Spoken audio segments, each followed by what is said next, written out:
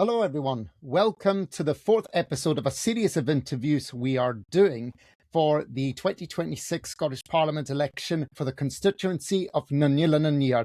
And today we have the Scottish Liberal Democrat candidate for Nunulunanyar, who previously stood for this constituency in the UK general election in 2024, Mr. Jamie Dobson. Good afternoon. Mr. Dobson, I will start by asking just the simple question. Why have you decided to stand again for the Liberal Democrats? Who are you? And tell viewers, what do you represent? Why have I decided to stand? There is a huge amount needing to be done here in the Western Isles. I'm speaking to you from Glasgow because I can't get on a dental list in the Isle of Lewis. I've been here in Glasgow for 3 days. I came on Monday morning in the early ferry for an appointment with the dentist tomorrow because the ferry did not run on Monday or Tuesday, and I don't believe it's running to get today either. Because we have a ferry which is not fit for purpose for the Western Isles. So these are just two of the things that we need to change, and two of the things that need action. So who am I? I am Jamie Dobson. I live in Uig, and I've had a house in Uig for some 45 years.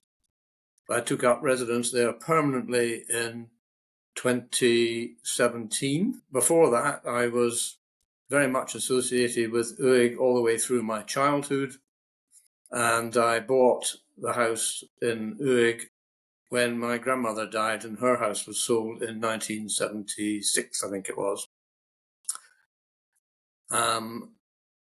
What else would you like to know? Why am I standing? Well, I think that Liberal Democrats and their policies are really sound and represent an absolutely brilliant way forward for Scotland as a whole, and in particular for the Western Isles. And I think that's been demonstrated over the last 19 years, and particularly over the last 5 or 6 years, by the really appalling way in which the SNP government has run Scotland. Thank you very much, Mr. Dobson. And of course, a Wee Debates podcast wouldn't be the same without my co-host, Ian McKeever. Ian, you've got questions to ask Mr. Dobson. Please fire away.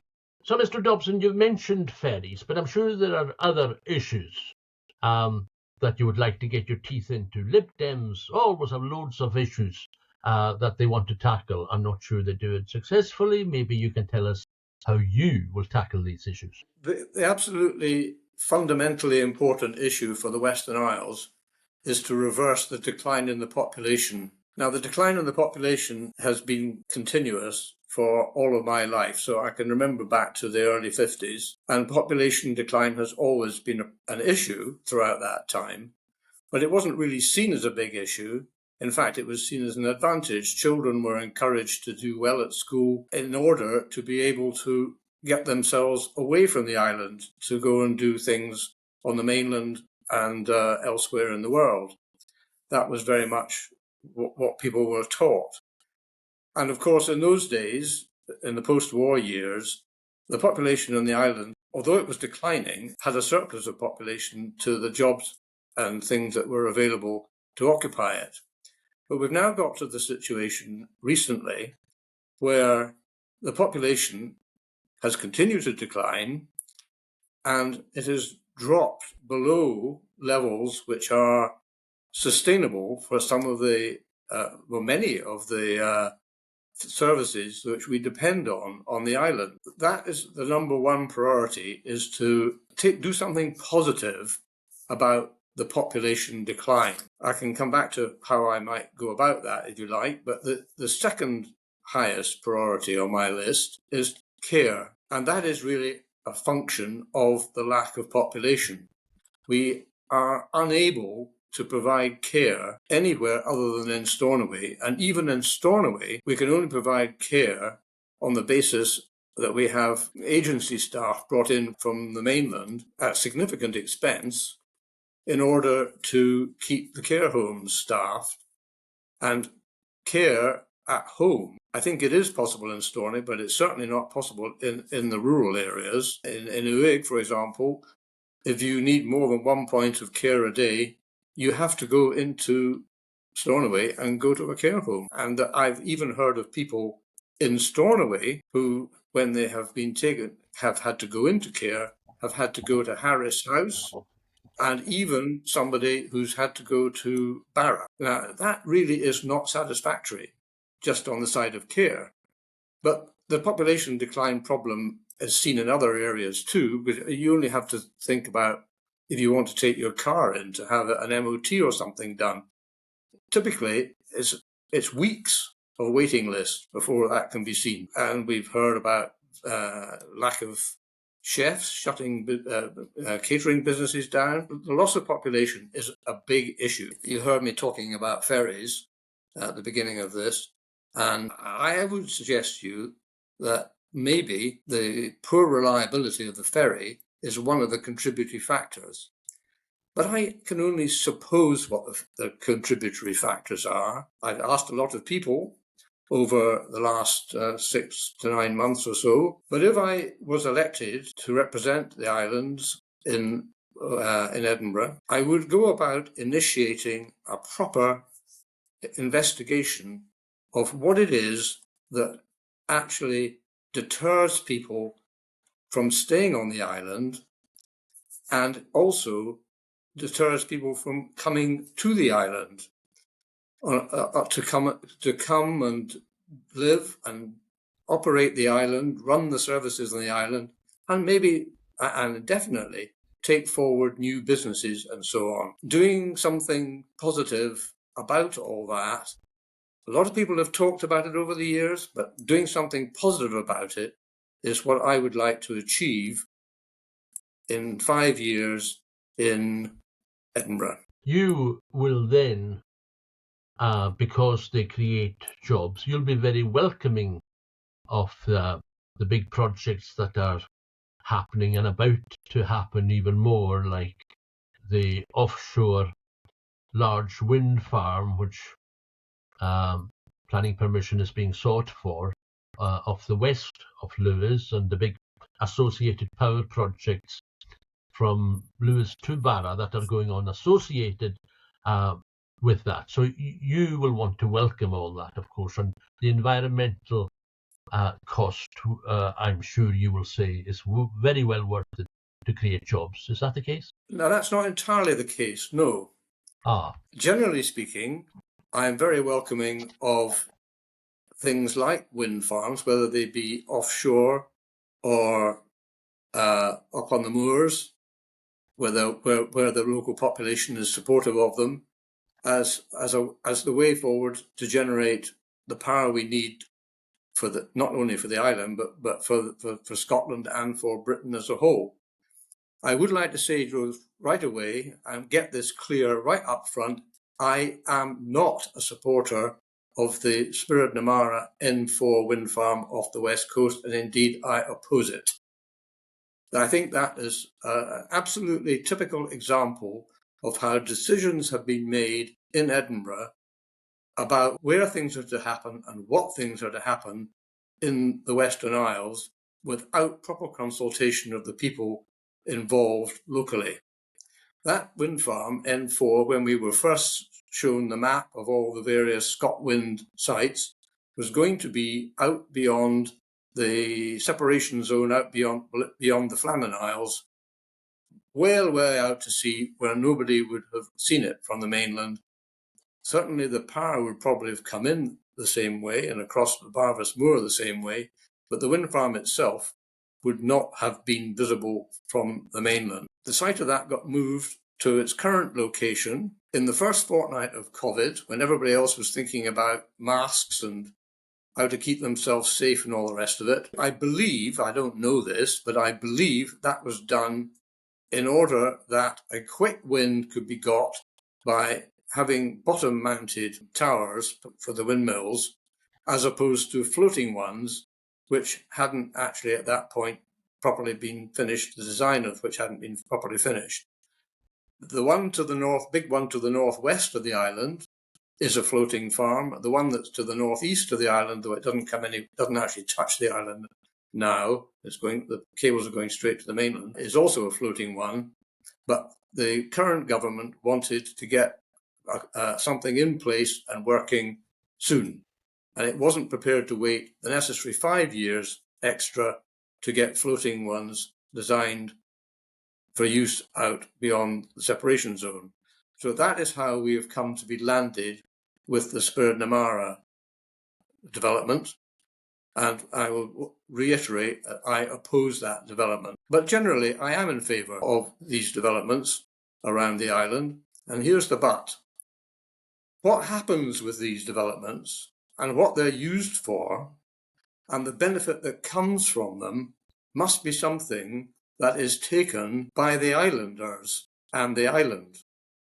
Now, Angus MacDonald, who's the Liberal Democrat MP for on the mainland, our immediate neighbour to the east, is currently running with a proposal that 5% of the output value of wind farms should be shared between the local community in which they're sited and the local council. And that seems to me to be a pretty good way of going forward on that. Obviously, if it's an offshore one out beyond the horizon, well, that's a different story. But anything that's on the island physically or near shore, as N4 is, the 5% of the output value would be split between the council and the local community. It's no good having these big developments on the island where people in Lewis get 18 months worth of digging trenches and burying cables and then watch all these people from other places such as Ireland and Canada and Denmark reaping all the benefits where nothing happens on the island. We need to be able to take the benefit of these developments and use them as the renaissance for these islands. Now, if you take Lewis, the cable that's going to the mainland from Arnish, they're currently working on that now, or about to anyway, that is to take 1.8 gigawatts. There are currently 2.3 gigawatts of value of projects on the paper being developed in Lewis. That is a 500 megawatt difference. And what we have to do on the island is capture that power and develop industries which are heavy users of electricity on the island for the benefit of the island. Now, we've never been in that luxurious position. Ever since I can remember, which is my first memory, certainly in the rural areas, electricity was only just arriving in Uig, but in my early memories. Ever since we started that, we've either had to depend on diesels operating at the generating station at Battery Point, or on a thin, skinny bit of wriggly electric string that's come across from Fort William and up through Skye and then been distributed over to Harris and up to Lewis, which has always meant we're really sucking very much at the on a weak link to get power we need on the island, and there's no surplus. To Dobson, I'll tell you what, the first question I'd like to ask is in regarding to the national role that the Scottish Liberal Democrats could play in the next Parliament. So my question is, you have enjoyed, the Liberal Democrats overall across the UK have enjoyed a wave of electoral success since the 2024 UK general election, which includes winning 72 seats at the said election that happened, and also in council seats across England and Wales last year. And a few opinion polls carried out for the upcoming Scottish Parliament election indicates that the party might win up to 10 to 11% of the vote. So my question is, what role could the Scottish Liberal Democrats play in either opposition or perhaps forming the next government if there isn't to be the case of a pro-independence or single party majority in the Scottish Parliament? I think it's pretty unlikely that the Liberal Democrats are going to be a majority party in the Scottish Parliament in the next Scottish Parliament. But the Liberal Democrats might well be a party that, in coalition with another party, were able to form a government. That is how the Scottish Parliament was designed to be run. It was never designed to be a parliament with only one party in control of it. And in fact, Tony Blair took great pains to see that that was not the case. And in the early stages of the Scottish Parliament, there was, you may remember, well, certainly Ian will remember, it was the Lib-Lab Pact. And when the Lib-Lab Pact was in place, significant numbers of things were put in place by the Liberal Democrats, including things like the free bus pass, including things like free personal care. These were all projects which were taken forward by the Liberals into that Parliament and were put in place, and we're still enjoying the benefits of that now. So I think that if there is a situation where the Liberals are part of the coalition that runs the country, there's a huge benefit to be taken. But even if not, even in the current Parliament, which is dominated by the SNP, the Liberals have done really significant things in bills that they've brought forward, and also in agreeing the budget and budget negotiations and budget debates.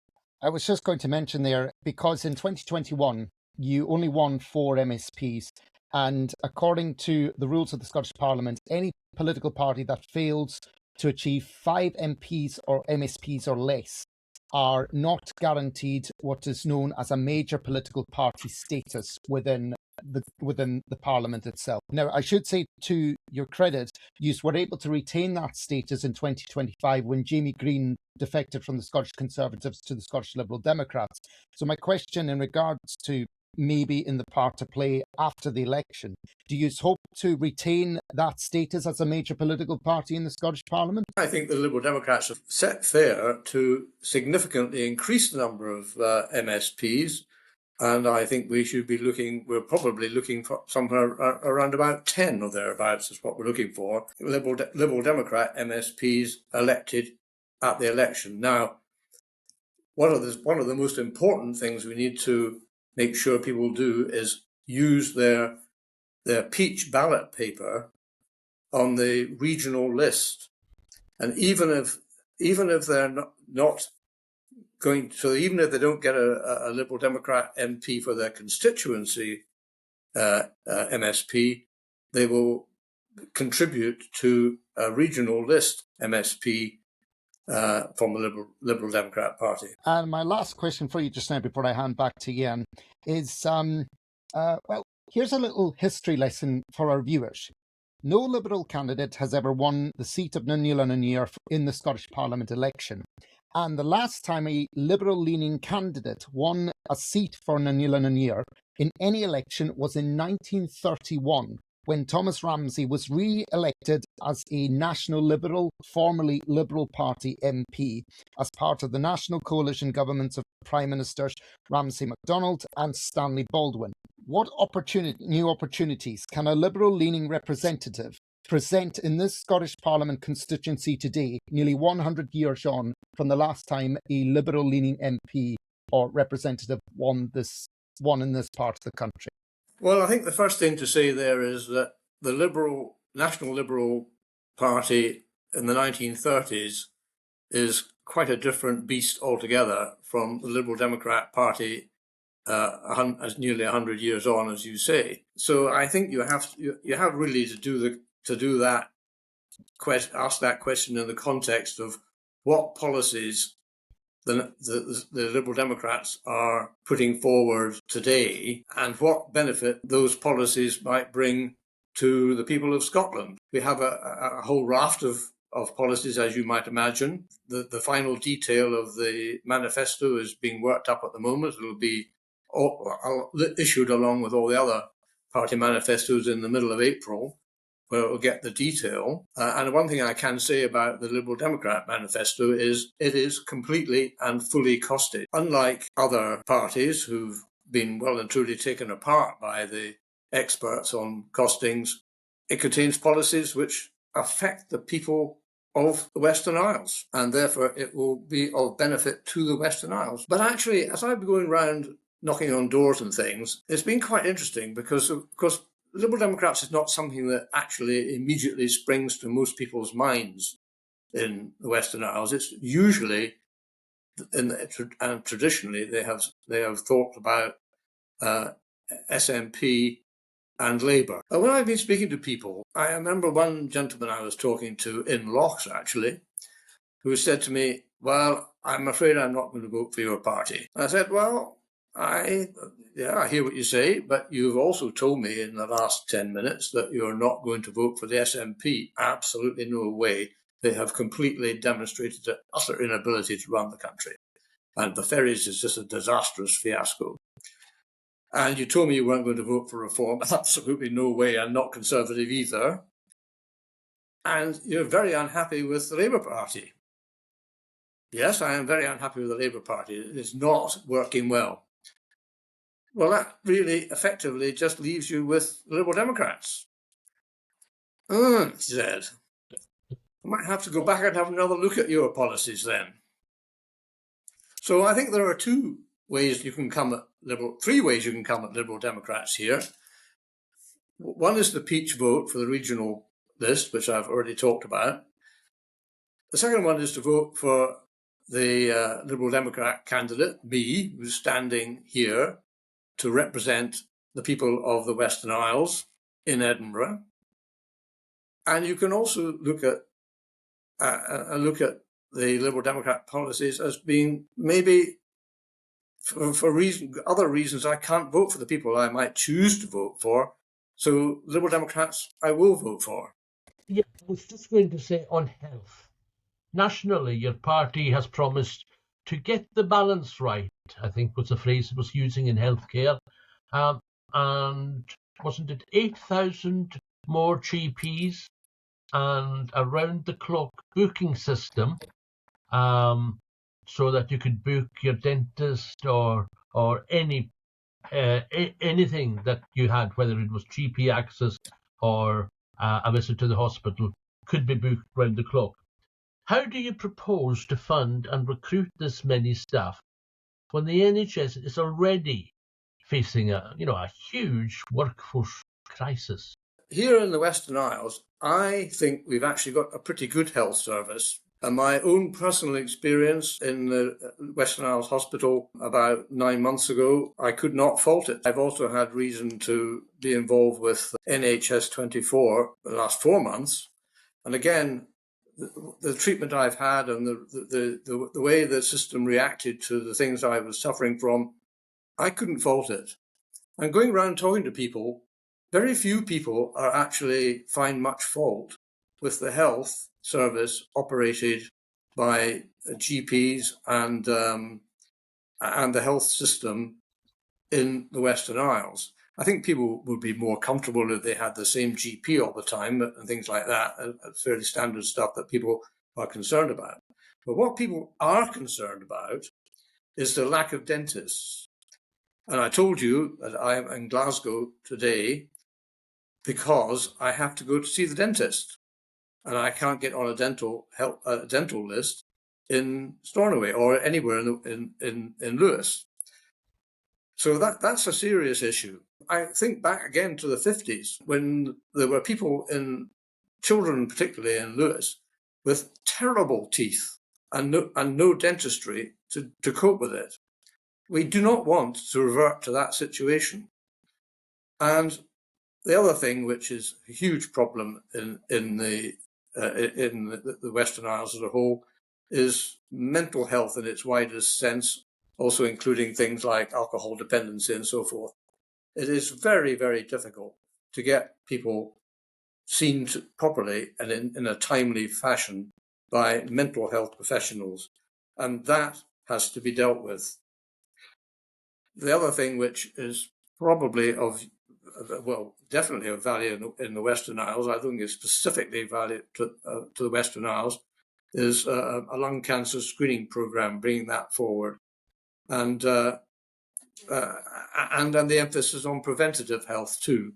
sort of preventative health that actually means that people won't need to be seen to by the health service as a whole. You've declared your opposition to a big green energy project. Your party has advocated for insulating cold homes and using Scottish renewables to lower bills. With energy prices as volatile as they are because of world events, how quickly could a Lib Dem influenced government actually deliver warm home upgrades to the average Scottish household? The plan for that is to put forward an emergency insulation programme. Sounds costly. I think a programme called Warm Homes, and the idea there would be to get going on an emergency insulation programme for all these houses, which are all over the Western Isles, particularly in the rural areas, where the houses are fairly old and are made of materials which are very, very poorly insulated, and do something like that. Now, how quickly it is practically possible to achieve that, I don't know. Do remember that Tyne Gall, which was working on insulation programs all over, had to pay off a large number of staff about 2 years ago, 2.5 years ago now, because the program was wound down. Well, that's outrageous.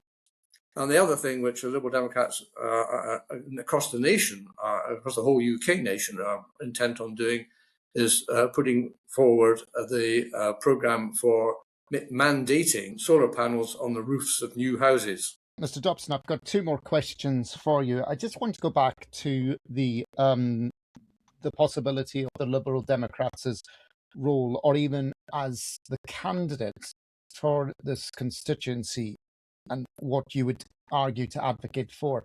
One of the points that you mentioned when talking about the economic opportunities that should be needed for the people of Nanyila was, as you say, the opportunity for jobs to be grown, but nothing as controversial as the wind farms over on the west side. But so my question is, could the Scottish Liberal Democrats play a role of reducing centralised government when it comes to making decisions in regards to economic opportunities for this constituency? Absolutely, most certainly. One of the key issues for Liberal Democrats is termed localism. Taking decisions which are currently being made in Edinburgh by people who have absolutely not the faintest clue about what actually happens in the Western Isles, and getting these decisions taken at the point of where they do affect people most. That would, I think, give an enhanced role for the council locally in the Western Isles. It would also give an enhanced role for probably for community councils too, more along the lines of the way the English ones work, with a budget and tasks to do, as opposed to really having very little actual money to play with and very little actual authority to do anything. We also need to and would promote things like local people from the Western Isles on the boards of various public companies which run our services in the Western Isles. It is absolutely outrageous that there is nobody from the Western Isles on the board of CalMac. And when I say CalMac, I mean David McBrain, the top company. It is, of course, only a fiction for a state-run department, but there is this board runs it called David McBrain, and underneath that there is CMAL, the one that specifies the ferries, and then there's CalMac who run them. Now, I don't think anybody's got very much against the way CalMac runs the ferries, but CMAL is making a bit of a mess of the way they actually procure and run ferries. So that's an area where Lib Dem localism would get local people involved in the decision-making processes associated with what kind of ferries we have what characteristics the ferries have and engage in the debates about, do we want 2 ferries or 1 ferry? Should the ferries run up to the limit of the 1 in 1 year wind condition, for example? Find out why they're not able to do that at the present moment and see what has been done wrongly in the procurement of these ferries, and also the maintenance plot for the ferries, which has resulted in ferries well beyond their lifetime still being put into service. And on that particular issue, one of the things that's on the Lib Dem list of things to do is would be to put in place a ferries bill, which will specify. This isn't going to be my final question. It's just in relation to what you're saying. Do you think that the other parties that you are contesting against, apart from the SNP, have done a better enough job addressing these issues, or do you think that they've not done enough? Well, the only party that's been involved in trying to direct these issues has been the SNP over the last 19 years. I should say barring the SNP. Oh, I see. What the other parties are standing for. Yeah, barring the SNP, because they're the ones in government. We obviously haven't seen the manifesto for the other parties yet, as they have not seen the Liberal Democrat one, because they aren't going to be published until the middle of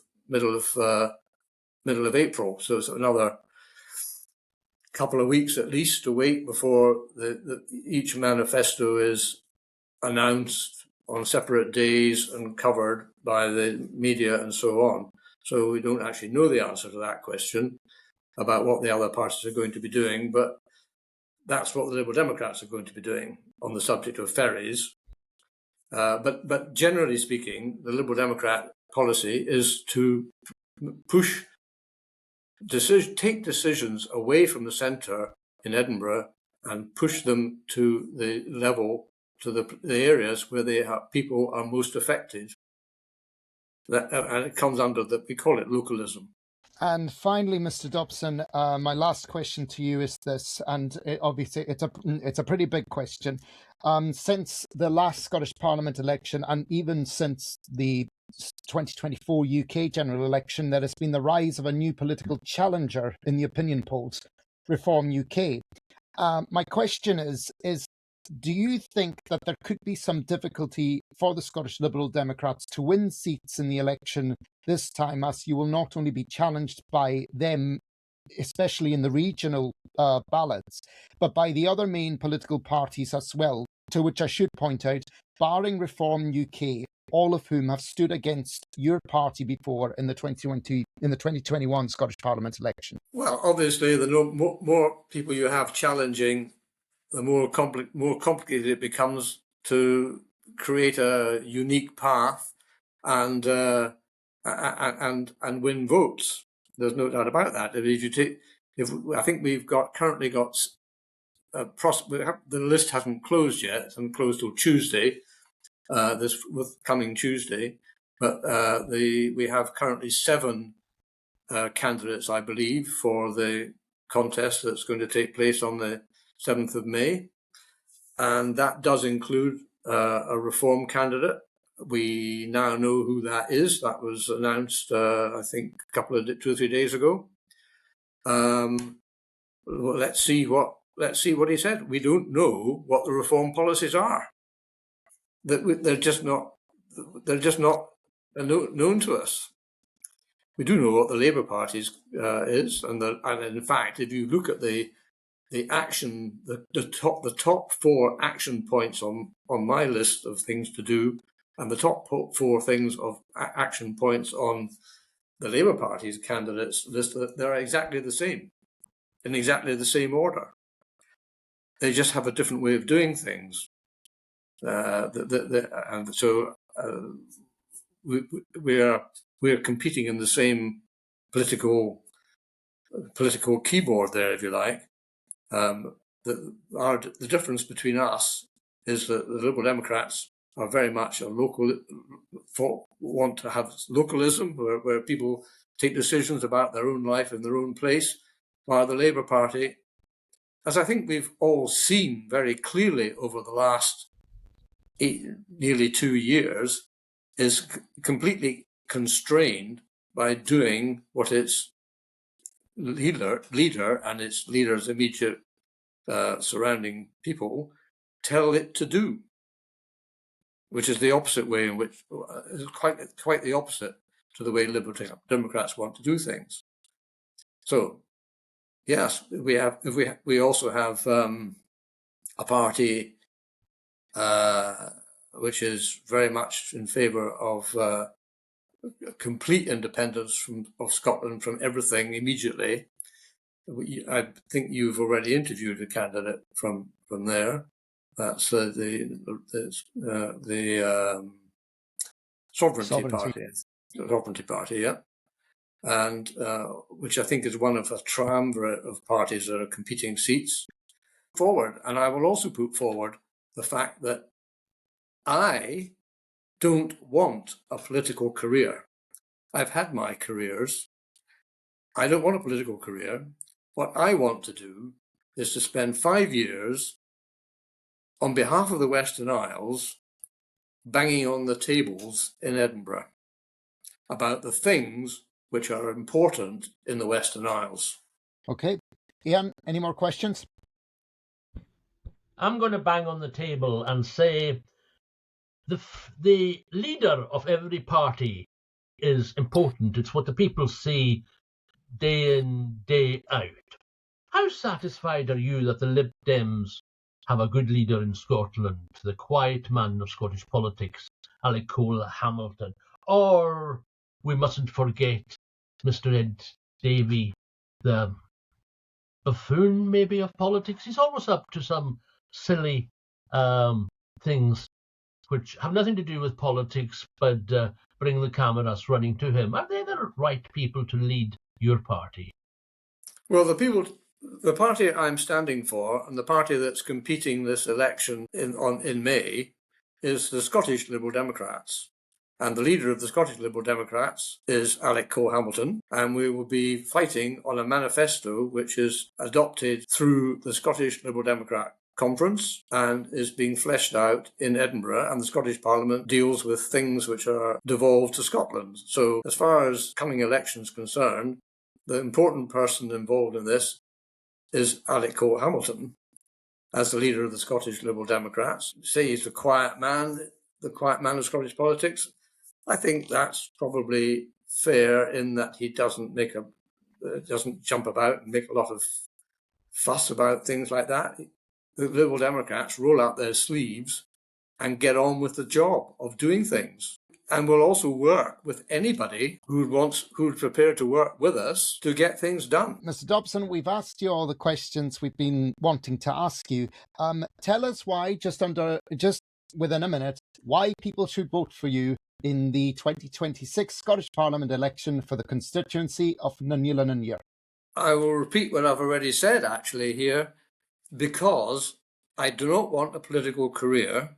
People are fed up with career politicians who change their minds when they get into Westminster or Edinburgh and change their views on things because they're offered jobs to do something somewhere else and things like that. I don't want a career in politics. I've had my careers. What I want to do is identify the issues which the Western Isles needs to deal with, roll up my sleeves and, hey, bang on the table, bring these things loudly and vociferously to the attention of the people in Edinburgh, in the Parliament and in the Edinburgh surrounding government machinery, to get things done for the Western Isles. That is really sums up what I want to do. We do need change. The Western Isles must change. If we carry on doing things the way we currently do them and have done them for the last 70 years, the Western Isles is going to fade out altogether. But that change needs to be change with fairness at its heart, which is what the Liberal Democrat policies do for you. And the things we really have to deal with are population decline, lack of care, poor transport, and getting decisions taken at the level they should be taken at, which is as locally as possible. Mr. Dobson, thank you very much for your time. Thank you, everybody, for watching. We look forward to seeing you on the next episode, which will be coming out very soon.